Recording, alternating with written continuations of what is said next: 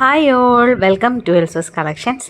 ഇന്ന് സൺഡേ കുർബാനയൊക്കെ കഴിഞ്ഞ് അവിടെ വായി നോക്കി നിൽക്കുമ്പോഴാണ് മിക്കവർക്കും അറിയത്തില്ലാത്ത ഒരു പ്രധാനപ്പെട്ട കാര്യം നിങ്ങളുമായിട്ട് ഷെയർ ചെയ്യാമെന്ന് വിചാരിച്ചു. അറിയാവുന്നവരും കാണും കേട്ടോ.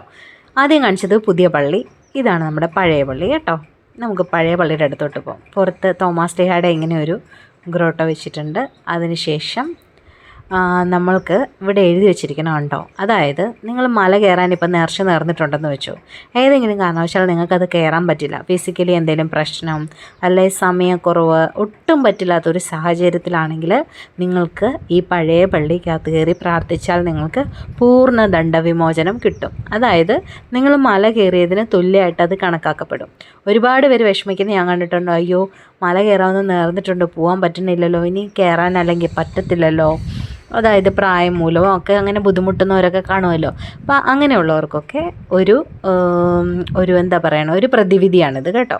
ഞാൻ എല്ലാ ദിവസവും പള്ളിയിൽ വന്ന് കുർബാന കഴിഞ്ഞിട്ട് ഇവിടെ വന്ന് പഴയ പള്ളിയിൽ കയറി കുറച്ച് നേരം ഇരുന്ന് പ്രാർത്ഥിച്ചിട്ടേ പോകത്തുള്ളൂ. അത് മനസ്സിനൊരു പ്രത്യേക സമാധാനമാണ്. ഈ പള്ളിക്കകത്തോട്ട് കയറുമ്പോഴത്തേക്കിനും ഒരു പ്രത്യേക ഒരു കുളിര് എന്താണെന്ന് അറിയത്തില്ല. അവിടെ ഇരുന്ന് കുറച്ച് സമയം പ്രാർത്ഥിച്ചിട്ടേ പോവാറുള്ളൂ ഞാൻ. കണ്ടോ, ഒരു വശത്ത് യൗസേപ്പ് പിതാവുണ്ട്, ഇപ്പുറത്ത് മാതാവുണ്ട്. എല്ലാവരുടെ അടുത്ത് പോയി പ്രാർത്ഥിച്ച് ഒക്കെ പറഞ്ഞിട്ടേ പോവാറുള്ളൂ. അപ്പോൾ താങ്ക് യു ഫോർ വാച്ചിങ്.